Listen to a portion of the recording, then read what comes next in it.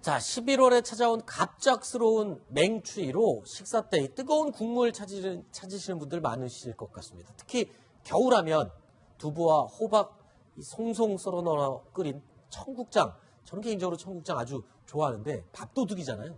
기호에 따라서 차돌박이 넣은 분들도 있으시고 김치 넣으시는 분들도 계시고 또 배고파집니다. 항상 이 시간에 우리 제작진이 꼭 이런 음식 얘기가 하나씩 가끔 들어가는데 청국장이요. 이 맛만 좋은 게 아니라 건강에도 최고다라는 보도가 오늘 나왔습니다. 자세한 얘기 좀 나눠보겠습니다. 자, 이거 누가 좀 설명을 해주실까요? 양재열 변호사님 미식가로 또 음식 좋아하시니까 좀 설명. 근데 이게 우리나라만 청국장이 있는 줄 알았는데 그래요. 일본에 나또라는 게 있는 것도 조금 대충 압니다. 근데 중국에 물두시라는 또 콩 발효 음식이 있어요. 이 한중일 콩 발효 음식 셋 다 몸에 굉장히 좋은 음식으로 유명하다면서요? 사실은 원래는 저게 이제 두시라는 이름으로 다 통합이 될 수 있는 겁니다. 아, 두시요? 두시는 콩을 발효시킨 거를 콩두자를 써서 두시라고 부르는데 네. 그게 중국에서는 현재 물두시 형태라든가 말린 두시 형태라든가 여러 가지 형태로 먹고 있고 네. 우리는 조금 더 발효를 많이 시켜서 걸쭉하게 청국장이라는 이름으로 먹고 있고요. 네. 나또의 일본어의 나또는 우리 청국장이나 두시보다는 조금 더 발효를 덜 시킵니다. 시간이 좀 짧아요. 대신에 좀 먹기 편하게 만들어 놓은 게 이제 두시가 나또라는 형태로 유통이 되는 건데 네. 음식에 따라서는 중국 두시 같은 경우가 조금 더 다양해서 뭐 냄새라든가 향을 넣기도 하고 아니면 더 많이 섞여서 우리나라 사람들은 거의 그 썩는 냄새가 나서 먹기 힘들 정도로 먹기도 하고 중국 현지에서는 그게 이제 두시기도 청국장 하고. 냄새도 만만치 않죠. 아니요, 이 냄새를 치면. 비교가 안 됩니다. 정말 비교가 안 됩니다. 중국의 물두시는 예, 많이 발효시킨 건 정말 비교가 안 될 정도로. 우리나라에서 홍어도 먹는데요. 뭐 그 정도. 홍어하고 청국장을 섞어놓은 정도. 아, 그래요? 그 정도의 그 강력한 정도 강도가 있고요. 근데 이거 세 개 중에서 영양소로 따지면 우리 청국장이 제일 낫다라는 이 결과가 나왔다고 하고요. 네. 참고로 저 두시, 그러니까 청국장이든 낫또든 물두시든 간에 한방에서는 원래 겨울철에 단백질을 보충할 때 제일 좋은 음식이라고 칩니다. 네. 일반 고기는 땀이 많이 나가지고 네. 단백질을 보충하는데 감기에 걸릴 수 있는데 네. 콩단백질이기 때문에 그런 부분을 막아주면서 단백질을 할 수 있어서 네. 올해로 한중일 다 추천하는 겨울 음식입니다. 양재열 변호사님 진짜 음식 전문가시네요. 지금 제가 바란다면 이 정도의 수준이 아니었는데 거의 전문가 수준으로 설명을 해주시네요.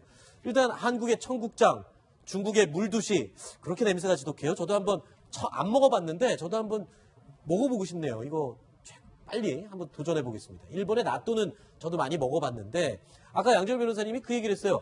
이 셋 중에 영양가로 꼽자면 다 좋지만 그래도 우리 한국의 청국장이 최고다라는 보도가 나왔다고 그러는데 김태호 변호사님 뭐가 어떻게 몸에 얼마나 좋다라는 내용의 보도였습니까? 항상 이제 건강식품 얘기할 때 네. 항암 작용이 어느 정도 있느냐를 가지고 기준을 많이 하잖아요. 암이 네. 워낙 무서우니까.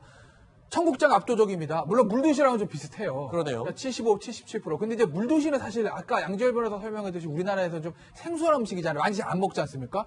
우리나라에서 먹는 음식은 오히려 나또입니다. 네. 그러니까 나또랑 말을 섞은 그런 음식들 많이 이제 팔고 하지 않습니까? 그런데 나또와 이 청국장을 비교해서 청국장이 한 7배 정도 더 항암작용 효과가 있다는 거죠. 그러니까 이제 나또와 똑같은 콩인데 글쎄 모르겠지만 청국장은 더 발효를 많이 시켜서 그런지 7배 정도는 압도적인 효력이 있으니까 나또 드시지 마시고 청국장 드십시오. 그런데요. 근데 이게 꼭 중국이 우리나라 뭐 좋은 거 있으면 꼭 자기네 거라고 우기는 경우가 종종 있어서 이것도 혹시 좀 궁금해요. 일부에서는 이게 청국장이 청나라에서 유래한 거다 이런 주장도 있다는데 소중숙 부장님 이거 좀 뭐 아시는 부분이 있나요? 저게 이제 지금 분명하게 밝혀져 있지는 않죠. 유래가 청국장의 유래가 뭔지에 대해서 네. 이거다라고 확실하게 밝혀져 있지는 않은데 크게 봐서 두 가지 설이거든요. 첫 번째는 청나라에서 전래된 장이기 때문에 청국장이다. 청자가 이제 청나라 할 때 그래서 그 청국장 맑은 청자가 같거든요. 그리고 이제 국자도 이제 나라 국자로 쓰는 경우도 있고 또 우리가 국 먹는 국 할 때 국자로 쓰는 경우도 있고 네. 그래서 그런 설이 하나가 있고 네. 두 번째는 전쟁터에서 병사들이 군중 식량으로 먹었다. 그래서 전국장에서 유래했다라는 건데 저는 저 두 가지가 사실은 뿌리가 같다라고 생각합니다. 왜 그러냐면 네. 우리나라 이제 출처가 처음 등장하는 것이 병자호란이 1636년에 일어났지 않습니까? 병자호란 이후에 지어진 책 중에 홍만선이 쓴 산림경제라는 책이 있습니다. 거기에서 처음으로 전국장이라는 이름이 이제 등장을 하게 되는데 그 얘기는 이 병자호란 때 청나라 병사들이 그걸 먹었기 때문에 아마 전국장이라고 처음에 그렇게 했던 것 같고 네. 그것이 세월이 흘러가면서 청국장으로 이렇게 변한 것이 아닌가. 이건 저의 추측입니다. 현재로서는 저 두 가지가 약간 서로 이제 혼재되어 있는 그런 상황입니다. 근데 음식 전문가가 이런 얘기를 추천했어요. 요즘 나트륨 섭취 줄이자고 굉장히 많이들 이야기를 하는데 음식할 때 이 소금 대신 청국장으로 간을 하면은 나트륨 뭐 섭취를 줄일 수 있다. 뭐 이런 얘기도 있는데 이건 뭡니까? 변호사님이 미식 전문가이기 때문에 오히려 정확히 아실 것 그리고 심정숙 같은데 기자는 차장은 그거잖아요. 주부시잖아요, 주부. 그 청국장을 발효할 때는 된장하고 다르게 소금을 그렇죠. 처음부터 쓰지를 않는다고 합니다. 그래가지고 우리가 찌개를 먹을 때는 소금을 나중에 가미해서 먹는 것이고 청국장 자체는 짠맛이 없다고 그래요. 그래가지고 갈비찜을 한 때나 아니면 부추덮밥, 뭐 샐러드 이런 거를 할 때 저게 사실 콩이잖아요. 콩, 청국장의 원료가. 그 콩을 가지고 하면은 고소하게 뭐 맛을 저염식으로 또 낼 수가 있다. 뭐 이렇게 추천을 한다고 하네요. 자, 저희가 뭐 레시피, 조리법까지 다 알려드릴 수는 없지만요. 청국장의 변신이 아주 다양하다고 합니다. 청국장을 넣은 돼지갈비찜도 상당히 맛이 좋다고 전문가들이 추천하고요. 청국장 부추덮밥, 요거는 저도 어딘가에서 먹어본 것 같습니다. 맛이 괜찮고요. 청국장 샐러드, 글쎄요. 저거는 맛이 어떨지 참 궁금한데 이 청국장도 이런 요리들로 해서 먹으면 정말 맛있다고 전문가들이 추천하니까 한번 해보시죠. 이 나트륨 섭취도 줄일 수 있고 항암 작용에 가장 뛰어난 청국장. 근데 이게 청국장 하면은 맛은 좋습니다만 아이들이 먹을 때 또는 외국 사람들이 먹을 때 이 냄새 때문에 좀 괴로운 경우가 많아요. 그런데 이 냄새를 뭐 없앨 수 있는 그런 제품들도 있다면서요? 아마 제가 이게 청국장 환 같은 거 팔아요. 그러니까 이게 네. 변비에 좋다고 그래가지고 예전에 어서 보니까 네. 배낭여행객들한테 필수적으로 가져가는 물품들에 청국장 환을 추천하는 사람이 있더라고요. 아, 그래요? 그게 이제 먹으면 뭐 변비에 좋다. 왜냐면 외국 나가서 배낭여행 다니면 화장실 그렇죠. 좀 그러니까 변비 생길 수도 있잖아요. 네네네. 그러니까 그건 이제 변비 예방에 좋다고 해서 청국장 환을 뭐 배낭여행의 필수 품목이다라는 이 아이템이다라는 걸 제가 어디서 본 기억이 있는데 그 정도로 환으로 만들어서도 많이 판다는 거죠. 가루라든지. 왜냐면 복용하기가 편하지 않습니까? 말씀하신 대로 청국장에 냄새가 좀 있어서. 네. 왜냐면 뭐 저도 청국장 굉장히 좋아하지만 또 못 먹는 분들은 계시는데 뭐 항암작용 좋다니까 먹고는 싶고 그러니까 이제 또 한우로 만들어서 네. 판매를 하는 거죠. 알겠습니다. 저희가 오늘 요리, 음식 얘기를 했는데 저희 탑10의 저 화면 보시고 오늘 저녁 식사에 청국장 끓이시는 우리 시청자 여러분들 꼭 있을 것 같습니다. 저도 오늘 저녁은 청국장 끓여 먹고 싶네요. 자, 다음 순위 내용 준비되어 있습니다. 확인해 보시죠. 1위 대표적으로 누가 있습니까? 김태현 변호사님. 역시 뭐 유재석 씨, 이동국 씨, 장윤정 씨 쭉 나오는데 이제 유재석 씨가 얼마 전에 한 굉장히 거액을 기부했다라는 소식이 들려오고 있고요. 그리고 이동국 씨. 아시겠지만 이동국 씨가 제가 알기로 포항제철고등학교 나왔을 거예요. 아, 그래요? 포항 출신입니다. 그래서 포항 스틸러스에서 프로축구 선수 생활에 저는 이제 데뷔를 했거든요. 그러니까 네네. 포항이라고 하면 이동국 선수 같은 경우에는 이게 남다른 동네가 아닌 거죠. 그래서 네. 이동국 선수 같은 경우에도 거액을 5천만 원을 기부했다고 하네요. 유재석 씨도 역시 5천만 원을 유재석 씨 5천만 원, 장윤정 씨, 이영애 씨 모두 5천만 원을 선뜻 이 포항 지진 피해 이재민들을 돕기 위해서 선뜻 이제 돈을 냈습니다. 이 예능에서도 원래 유재석 씨는 이 기부 잘하고 선행하기로 유명하잖아요. 근데 이번에 소속사에 따로 얘기도 안 하고 그냥 혼자 조용히 알아서 기부를 했다는 얘기가 있어요. 맞습니까? 네, 개인적으로 진행했던 일이다. 5천만 원 낸 것이. 유재석 씨 같은 경우에는 이번 포항 지진뿐만 아니라 그 일본군 위안부 피해자 할머니 나눔의 집에도 꾸준히 기부를 해왔던 사실들 좀 많이 유명한데요. 네. 그렇게 좀 수재민이라든지 지금 지진 피해 이재민 이런 그 주변에 소외된 이웃들을 돌보는 그런 스타로 유명합니다. 네.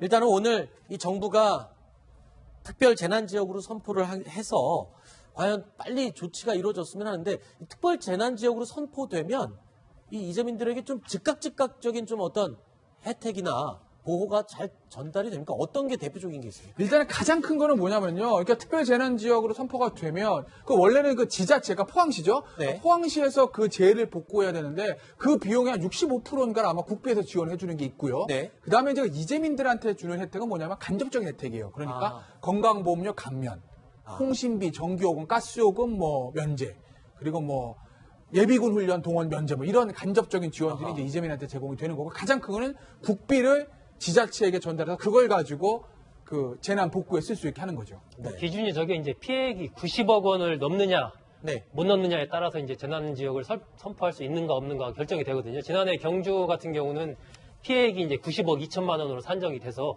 나중에 실제로 특별 재난 지역으로 지정이 되면서 한 128억 원 정도가 지원이 됐죠. 네. 이번에 포항 같은 경우는 피해 규모나 이런 걸로 봤을 때 훨씬 크잖아요. 예, 훨씬 지난해 아마 경주 지진이 128억 원 지원됐으니까 이번 포항은 그보다는 훨씬 더 많은 금액이 지원이 돼서 여러 가지 복구 활동 같은 게 진행될 것으로 보이고 네. 기업하는 분들 같은 경우는 이제 세무조사 같은 게 한 9개월까지 이렇게 뒤로 유예가 됩니다.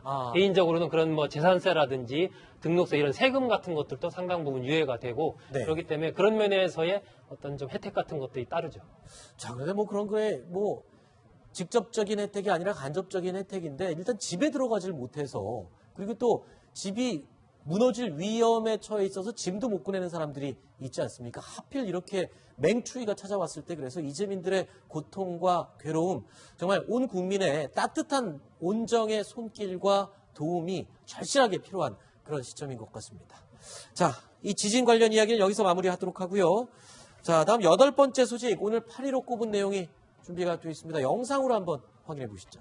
막아주면서 단백질을 할 수 있어서 네. 올해로 한중일 다 추천하는 겨울 음식입니다. 양지열 변호사님 진짜 음식 전문가시네요. 지금 제가 바란다면 이 정도의 수준이 아니었는데 거의 전문가 수준으로 설명을 해주시네요. 일단 한국의 청국장, 중국의 물두시 그렇게 냄새가 지독해요. 저도 한번 안 먹어봤는데 저도 한번 먹어보고 싶네요. 이거 빨리 한번 도전해 보겠습니다. 일본의 나또는 저도 많이 먹어봤는데 아까 양지열 변호사님이 그 얘기를 했어요. 이 셋 중에 영양가로 꼽자면 다 좋지만 그래도 우리 한국의 청국장이 최고다라는 보도가 나왔다고 그러는데 김태현 변호사님 뭐가 어떻게 몸에 얼마나 좋다라는 내용의 보도였습니까? 항상 이제 건강식품 얘기할 때